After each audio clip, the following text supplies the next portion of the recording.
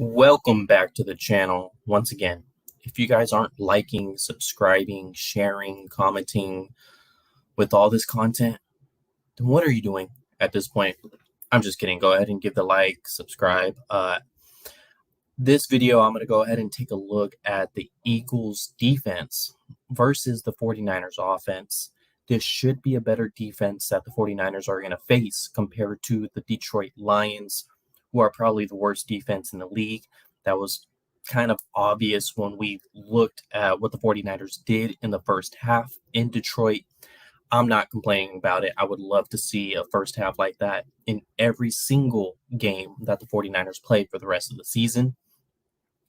And what's up, Callie? How's everything going, my brother?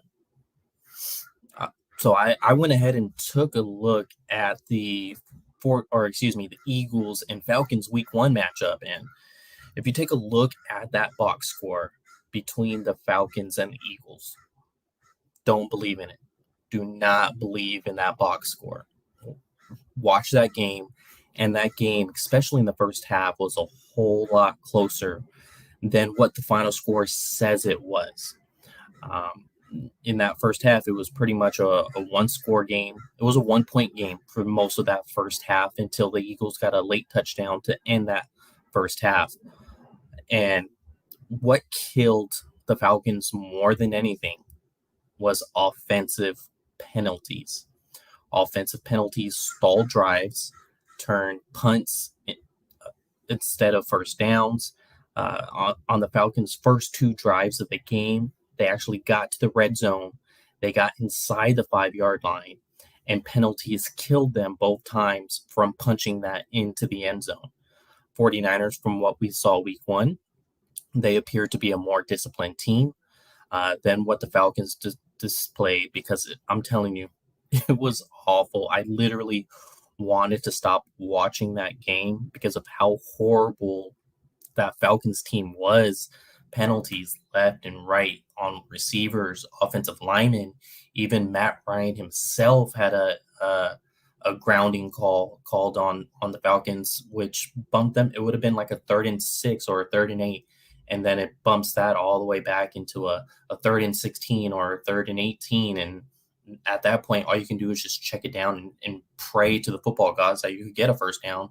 But I'm telling you, that game in the first half was a lot closer than what it was. Falcons probably should have went into the halftime with a lead if they didn't have all those penalties basically ruining their drives.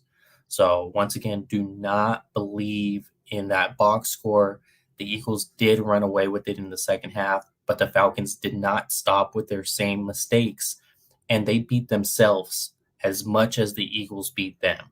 The Eagles probably beat them a little more. I'd never want to discredit a win in the NFL, but that was just a disgusting performance by the Falcons team.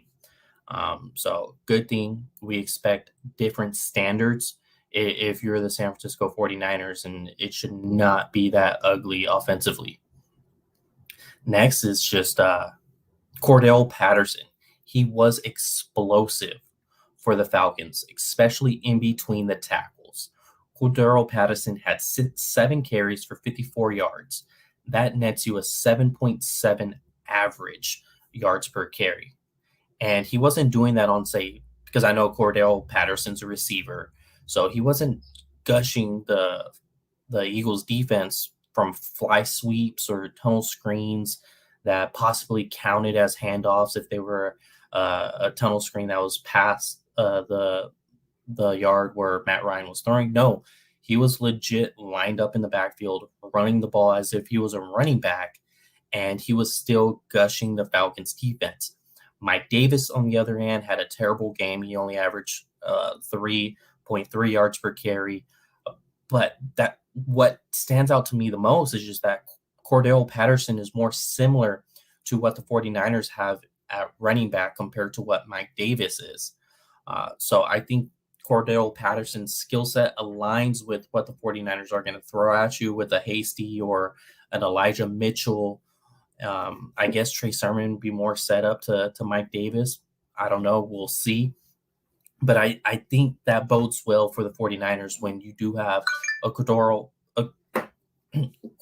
Patterson lining up at running back and just gashing them in between the tackles.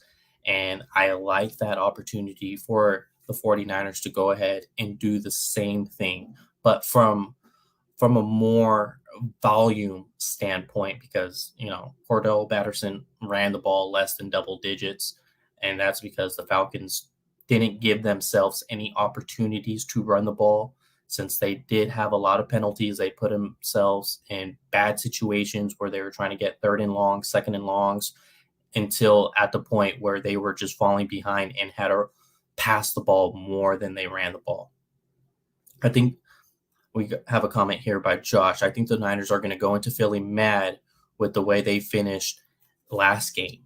They ought to prove they are the real deal. I like that logic. I actually thought the same thing there to when the 49ers were just gushing the Detroit Lions. And sometimes how does that carry over when you play a hungry team? And I expect the Eagles to be a hungry team. How does that carry over when you just dominate a team like the Lions week one? You kind of think you guys are up here. That's why it's always common in sports saying, oh, they got brought back down to reality. And that could have been, a factor in this Eagles game, but they got brought back to reality in the same game against the Lions.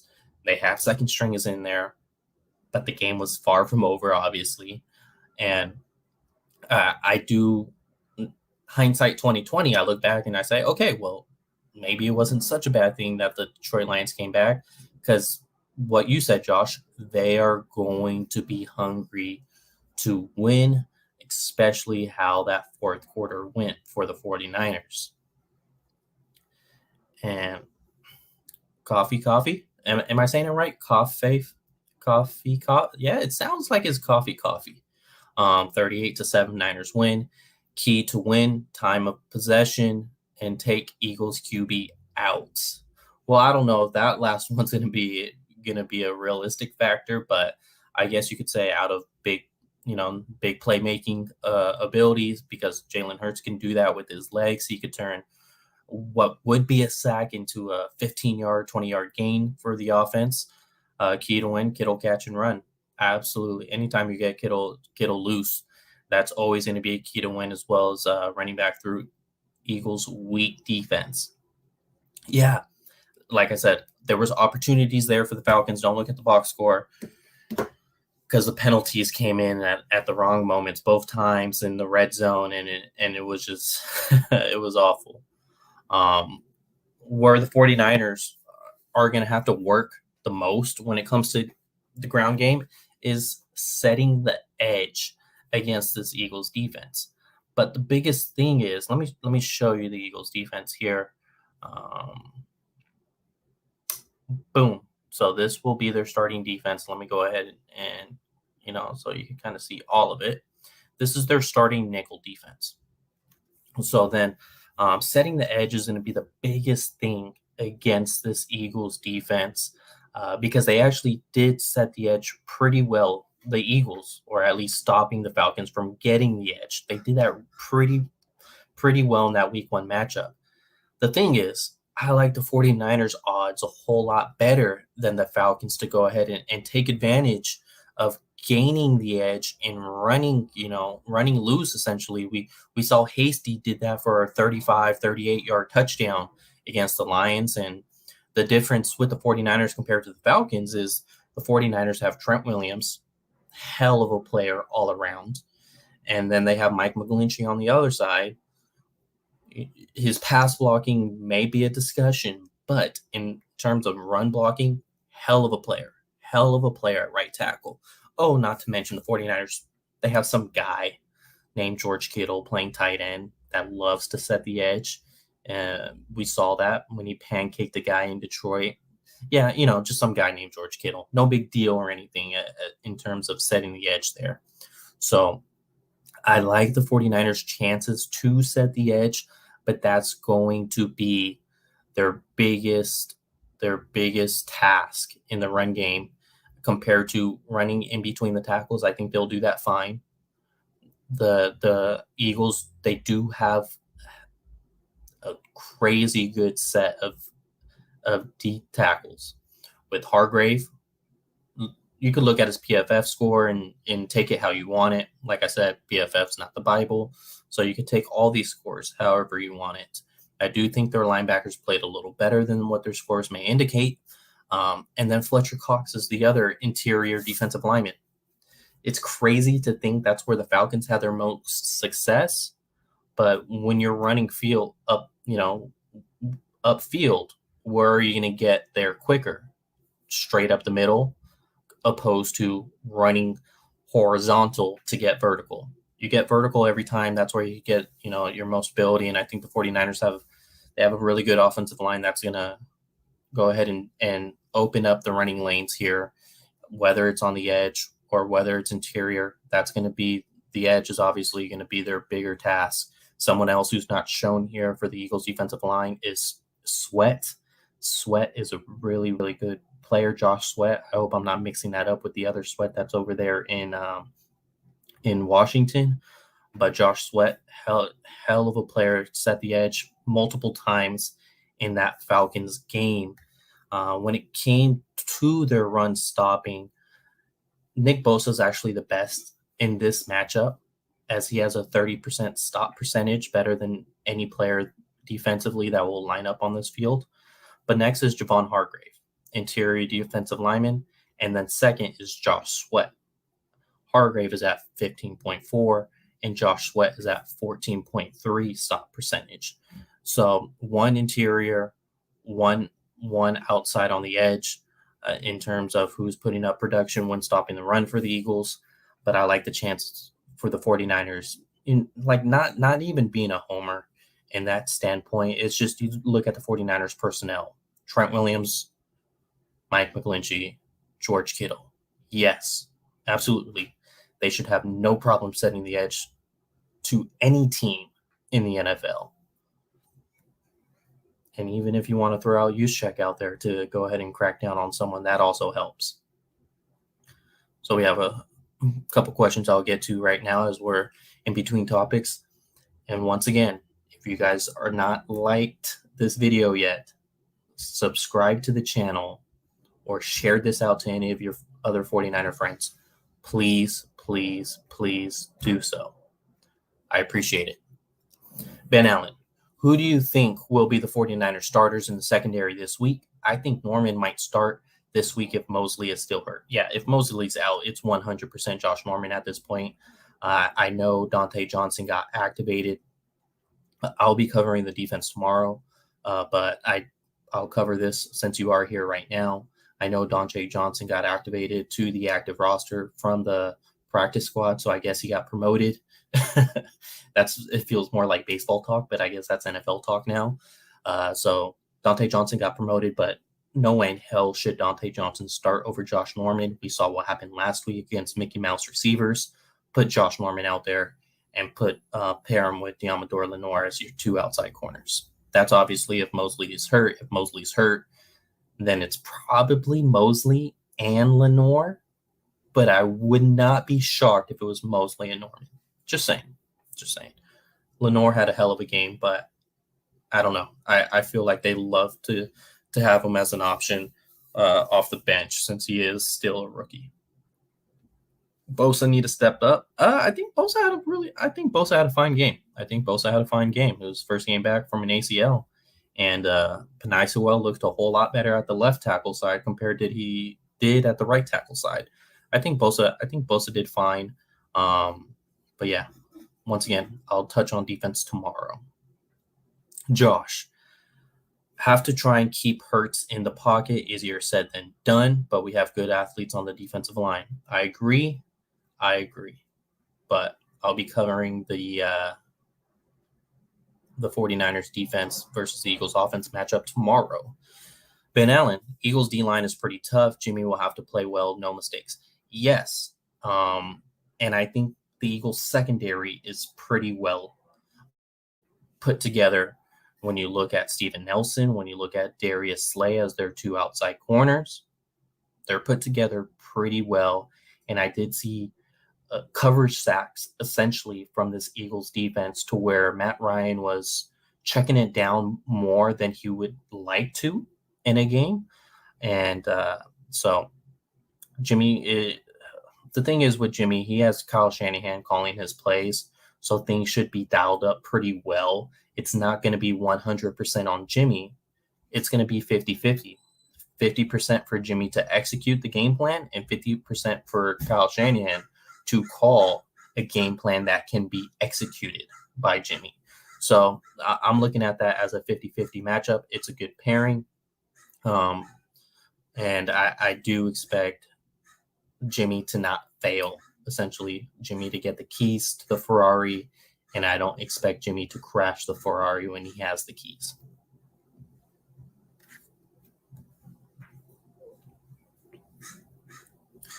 Yeah, if the 49ers score 24 by the half, they have a good chance to win. Absolutely. The thing is with the Eagles, they're an offensive team that can put up points, and they can put up points in bunches, but I'm not the biggest Jalen Hurts guy. So if the 49ers put up 24 by half, yes, I do think they win at that point. You just cannot take your foot off the gas pedal because we saw what happened in Detroit, and the Eagles are a whole lot better team than what Detroit is. So yeah, getting back to this Eagles defensive line, as you guys well stated, Hargrave and Cox, they're fantastic. They're fantastic because they could either stop the run. They're interchangeable. They could stop the run or they could stop the, attack, get your quarterback. Javon Hargrave actually led the Eagles in total pressures with 6. Hargrave had 6 pressures on 26 pass rushing snaps. And that's a win rate of 47.8 as they gave him. That's not the conversion percentage between total pressures and pass rushing snaps, but his win rate was a 47.8. That's big. And, for a guy like Javon Hargrave, so he's going to be a problem. And when they have Fletcher Cox in there, Fletcher Cox is always going to be a problem until he probably retires.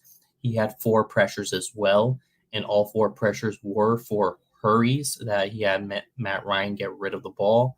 And he had a 17.4 pass rushing win percentage. Who is that better than the 49ers? That was better than Kentavious Street, who had a sack against the Lions. That was better than Kevin Givens.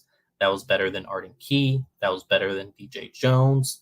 So they have 2 guys in their interior defensive line that are better pass rushers than anyone that the 49ers can throw at you in this game or in any game.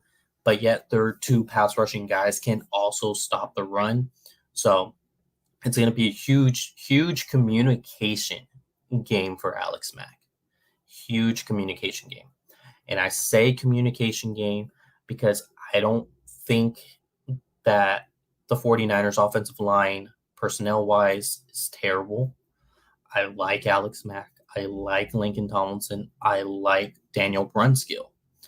But I don't think that it's terrible to where I'm saying, oh my God, they're completely outmatched. What are they going to do? This is going to be a crazy game. I don't know how Shanahan's going to stop them. No. I do expect them to handle their own. The main thing to handle the personnel that the Eagles have is going to be communication from Alex Mack, making sure Brunskill is in the right position in terms of if he's got to go right or if he's got to go left or if he's got, man on or communicating with Lincoln Tomlinson as well. So it's going to come down to a lot of communication because Their two guys, their two main guys are literally right in front of you if you're Alex Mack. If Alex Mack does his job, I think the rest of the offensive line do their job. I already know Trent Williams is going to do his. I'm that's not even a question. But in terms of Lincoln, Brunskill, and even Mike McGlinchey down on the right side of that line, a lot of it's going to come from Alex Mack determining the protection and communicating with the offensive line. If he does that well, I don't care who the Eagles can throw at you. I think they should be fine. And I think they should be fine because Jimmy Garoppolo looks like a whole different quarterback. A whole different quarterback from last year, from 2020. He looks like the Jimmy Garoppolo from 2019, 2018. So as long as you have that type of Jimmy Garoppolo, not the 2020 Jimmy Garoppolo, the offensive line should be fine, even if they, do give up a pressure, do give up a hurry, do give up a quarterback hit. As long as Jimmy Garoppolo shows that same maneuverability that he showed against the Lions, the offensive line should have no problem holding up in pass protection. Their edge was actually their least productive in pass rush for the Philadelphia Eagles. The guy that had the most pressures off the edge was actually Ryan Kerrigan, and Ryan Kerrigan had 2. And if you want to look at the 49ers, they had Nick Bosa with 5. That's 3 more than Kerrigan. They had D Ford with 5. That's 3 more than Kerrigan as well. They had Armstead with 9. That's 7 more than Ryan Kerrigan. So the 49ers can outperform the Eagles, like their reps that they're going to get, the 49ers offensive line to the 49ers defensive offensive line throughout this whole camp, throughout the preseason. These tackles, Kittle, they're well set to protect their quarterback or create a running lane for their running back in terms of the outside. Already getting score predictions here. Junior Meadows, 31-16 49ers. I really do hope you're right, and I hope you're right. Thank you, Cross Smooth. I appreciate it. Once again, guys, if you have not liked this video, go ahead and like it. Go ahead and share it. Go ahead and subscribe to the channel. Everything helps, and I really, really do appreciate all of the contribution that you guys give, as well as staying active in the comment section. I think I mentioned this a little bit, but I'll cover it a little more. The Eagles did a great job in terms of creating coverage sacks against Matt Ryan. Do the Eagles have lesser talent at wide receiver?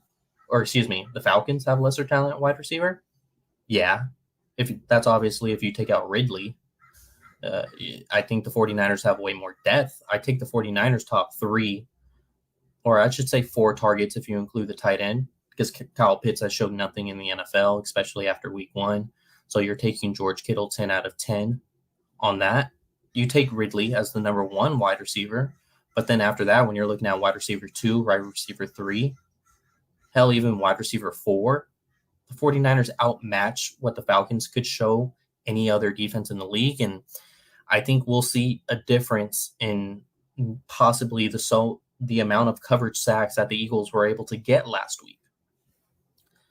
And like that goes without mentioning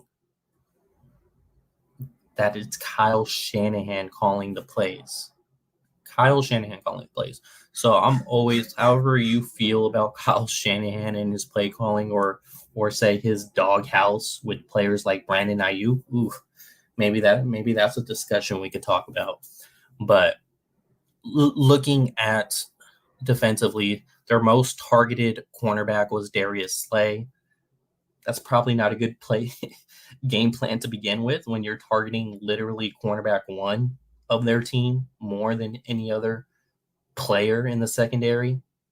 Yeah, it makes sense why they kind of struggled a little bit in the air game. So they targeted Darius Slay 9 times. Darius Slay gave up 5 receptions for 30 yards. Average depth of target was 6.1 yards, so they weren't attacking him deep either. A lot of things were short, under 10 yards, obviously, when it's 6.1. The next amount of targets was Avonte Maddox, which he's not shown here, but Maddox is their nickel corner. So if I switch this over to nickel, you'll see Maddox come into play here.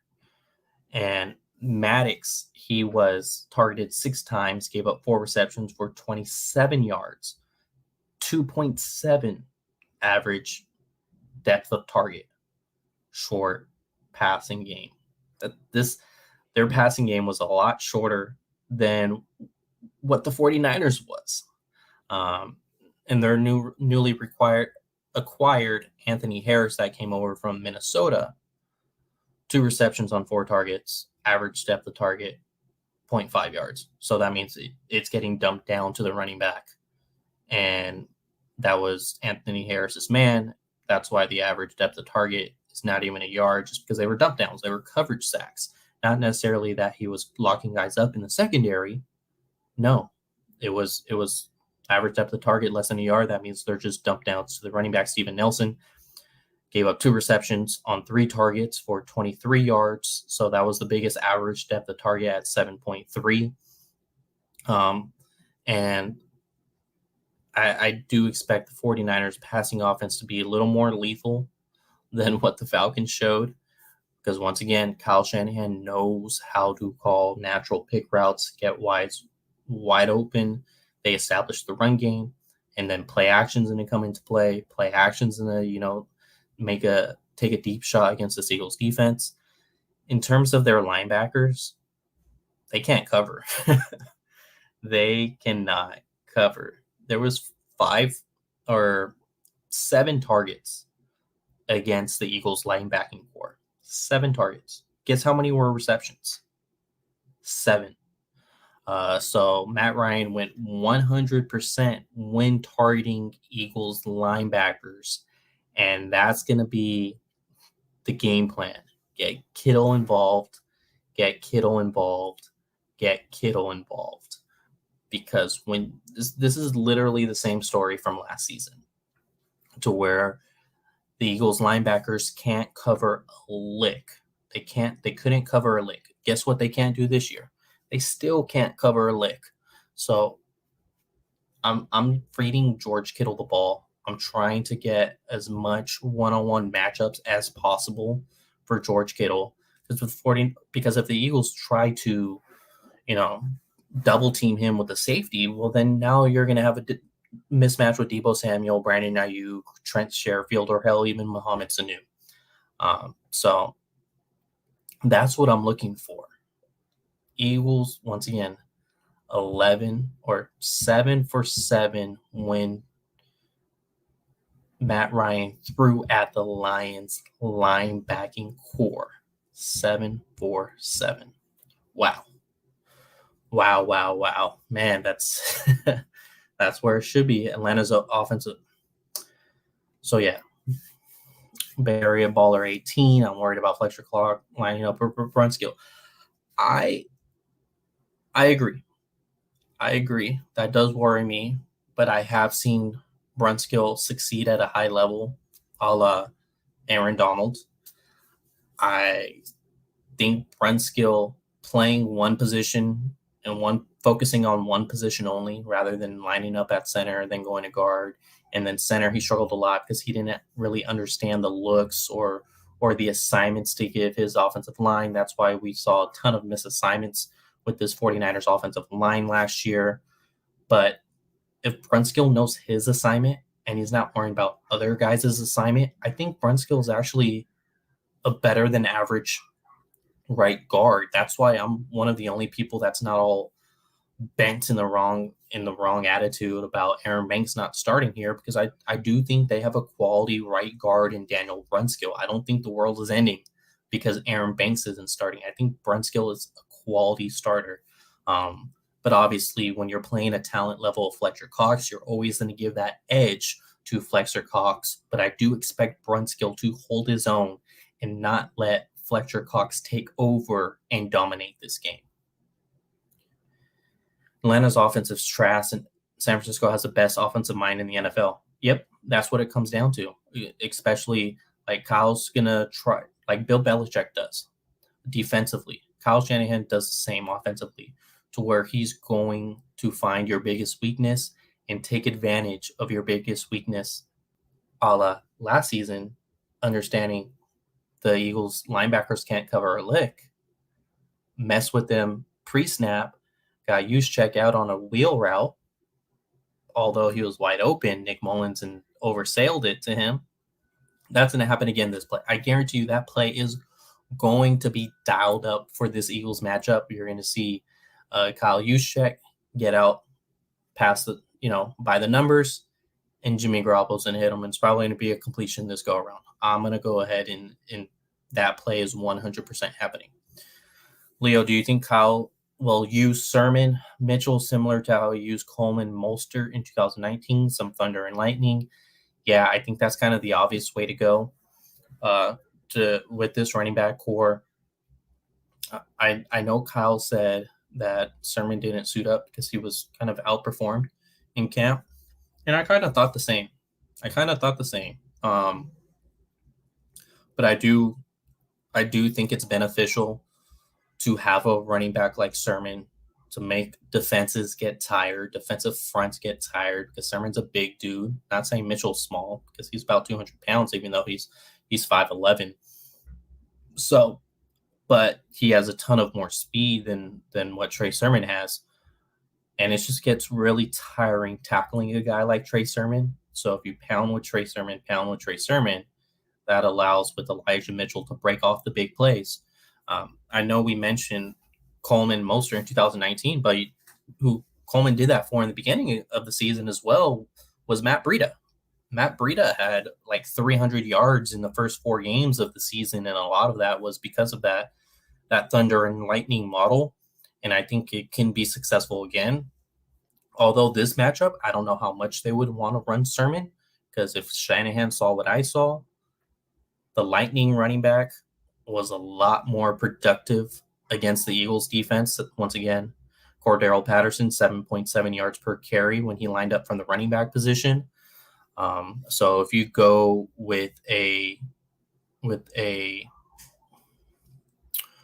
Mitchell and a Hasty tandem, opposed to Sermon and Mitchell, I think that may be beneficial, because while Hasty's not a burner, he's more of a lightning than he is a thunder. He has amazing jump cuts that can create space and distance from a defender, but he's not going to run over a defender. That's why I wouldn't put him in the thunder category, but I would think that it would be more of that. I did see Mitchell slow down a bit towards the end of the Detroit game. Granted, we could say that Detroit knew the 49ers were going to run the ball more than they were going to pass at that point with that huge lead. So I don't know if Kyle Shanahan holds any weight on that. If he does, I think he'll be looking to use Mitchell in more of a 15 carry role than a 20 carry role. So then at that point, okay, if the 49ers are running 30 times in a game and Mitchell's getting 15, who's the other 15 going to? I would say, probably 10 and then 5 or 7 and 8, whatever it may be. But one of these guys are going to be used, whether it's Sermon or Hasty. For this matchup, I would like Hasty a little more. Niners invasion needs to take over the stadium. Absolutely. I think they need to as well. And I think they will. I know a few people going out there, so I think they should be able to take over that stadium. They're starting running back Mike Davis, and you can't name an offensive lineman on the Atlanta Eagles. Defensive numbers look better on caliber. Once again, even if you watch that game, the Falcons' first 2 series of that game drove down the field, got inside the 5-yard line, and then flags, bunch of yellow markers all over the field. And that's what prohibited them from essentially going into the half with the lead. They converted a 3rd and 5 and then got an offensive passer interference from a pick route from Ridley. They converted that 3rd and 5 for like a 20-yard game. Now you're looking at a 3rd and 20, and all they had to do was check it down at that point. So, yeah, Like, the 49ers offense should not have a problem against this Eagles defense, especially when you expose their linebackers. Eagles have no speed. Absolutely. Absolutely. Let me go ahead and pull up their linebackers. Wilson, no speed. Singleton, no speed. And that's a nickel.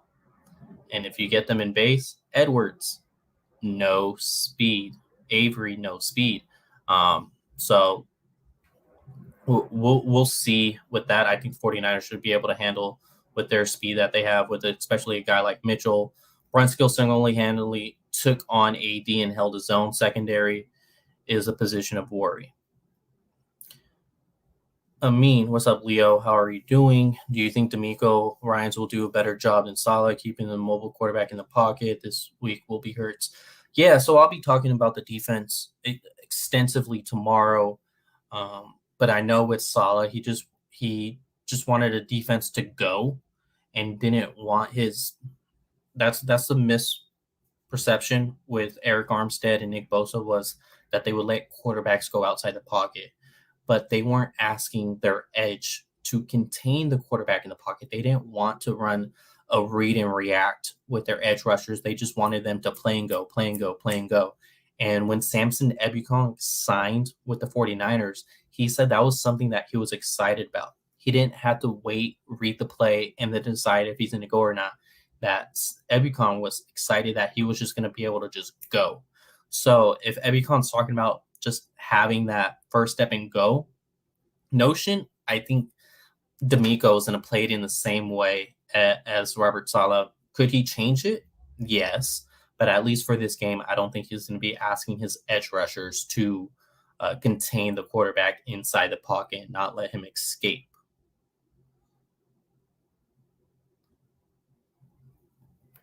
Marcus Lawrence broke his. Oh, God. Yikes. Cowboys, they struggled defensively to begin with, and now that just makes it even worse. So I think the biggest matchup for this game for the 49ers is going to be, I've said it probably 5 times in a row now in the past 10 minutes, expose the Eagles linebackers, expose the Eagles linebackers, expose the Eagles linebackers. They have no speed. They're not sideline to sideline, and they can't cover. Kyle, you know what to do. You know what to do. Expose the linebackers. You did it last time you played the Eagles, but you had Nick Mullins, was awful. Couldn't hit an ocean when they played the Eagles last year. Hell, CJ Beathard came in and looked way better than Nick Mullins. CJ Beathard almost led a comeback. A lot of this defense is kind of the same personnel. Steven Nelson, yeah, big upgrade at corner. I get that. Anthony Harris, yeah, big upgrade at safety. I get that. But what about their weakness? Their weakness has always been, the past few years now, their linebacking core. That's still a weakness. Kyle Shanahan, expose the weakness like I know you can. Get George Kittle 100 yards like I know you can. Get Juszczyk the ball. Yeah? Let's do that. Let's get Kyle Juszczyk the ball. I'm all for getting Kyle Juszczyk the ball. That's something I do want to see a little bit more. Trey Lance, I expect him to play this game as well, like he did last game. Last game, he didn't, play, say, nothing crazy, nothing to where he had 3 carries, 1 pass. So total of four plays in the stat sheet. Take away the power, quarterback power, when Trey Lance subs in, please. Like, you got to make that play get in rhythm. Like, you can't just go out there, sub them in, run quarterback power, and expect big things to happen. We know what that looks like with Taysom Hill. It doesn't work. That's why a lot of us bashed Taysom Hill and said he sucks, which I didn't think he sucked. I think it was just a play call that wasn't in rhythm, that wasn't set up correctly. And that's what it looked like when Trey Lance was running quarterback dive or quarterback power. It's not successful. Let's take that out. Let's do some RPOs. Let's do some options, read options. Please, at least read options to the bare minimum. Man, Eagles linebackers can't go sideline to sideline. Trey Lance read option. That would be so dirty. They might just throw a flag because of how dirty it is. Trey Lance getting a read option against terrible, terrible Eagles linebackers. I'm telling you, if you give him a read option instead of a quarterback power, he's bursting for 20 yards. He's bursting for 20 yards if you give him a read option instead of quarterback power. Quarterback power works when you have a guy like Cam Newton that's playing every single snap. Yeah, that's when it works. Quarterback power is essentially wildcat. And when you sub in a quarterback to run quarterback power, you're running route and wildcat hasn't been successful since when? Okay, let's do some read options then. We tried it. It didn't work. Let's do some read options. Come on. Let's do it. Bootleg with Aiyuk on a skinny post. Maybe we should talk about Aiyuk a little bit. Maybe we should. Eddie, I know you're a big CD Lamb guy. That's who I thought the 49ers were going to take. CD Lamb's having a successful year. I think Aiyuk would be successful if he was in an offense that threw the ball 60 times or that had an arm talent like Dak Prescott. But let's talk about Aiyuk a little bit on how essentially Trent Sherfield caught him on the depth chart and they're playing 50-50 snaps. I'm going to look at it in this way. Is Trent Sherfield a better player than Brandon Aiyuk? No. Is Trent Sherfield a hell of a player? Hell yes. Hell yes. Everything I've seen from Trent Sherfield, he's a hell of a player. So should we feel any type of way that Sherfield is 50-50 with Brandon Aiyuk right now, who was struggling to stay healthy for practices? No, we shouldn't feel any type of way. I don't think a slow start or no targets is essentially going to determine the 49er tenure of Brandon Aiyuk. I don't think so. I think Brandon Aiyuk is going to have a significant tenure with the San Francisco 49ers. But is he in a rough patch right now? Yes. What relationships don't go in a rough patch? Jerry Rice did with the 49ers. Joe Montana did with the 49ers. Steve Young did with the 49ers. Yeah, when Steve Young started with the 49ers, a lot of people didn't even want him to be the guy. A lot of him didn't even want him, a lot of people just imagine if Twitter was around when Steve Young was the initial starting quarterback for the 49ers. But I think he'll be fine once this guy gets healthy, once his hamstring is right, once he's not missing practice, as long as he's not mentally losing it, which I don't think an alpha like Brandon Aiyuk would be. Someone like Dante Pettis mentally losing it doesn't surprise me. He's someone who's always been questioned, do you love football? He's someone who recently said that he wasn't really trying in practice. And that's why he doesn't blame or hold it personal to Kyle Shanahan about being so tough, because he knows he wasn't giving it his all. Brandon Aiyuk knows. He's an alpha. He'll be fine. He'll bounce back. Don't trade him for your fantasy team for low. Hold on to him. He's going to be a big part of your fantasy team, and he's going to be a big part of this 49ers offense. I do expect Brandon Aiyuk to start getting the snap count that he needs. And yes, I say needs because he is a second-year guy, and he should be a big part of this team. And he should be getting his target share. He absolutely should be getting his target share, and he will. I think he's going to get 5 catches this weekend, minimum. Could he get more? Yeah. But I think he's going to get 5 receptions this weekend. You'll see it. Kyle knows. Kyle knows. It was the Lions, guys. It was the Lions in a game that offensively they were fine. They were fine. It's not like it was an offensively a game that they struggled and were like, why the hell is Brandon Aiyuk not involved?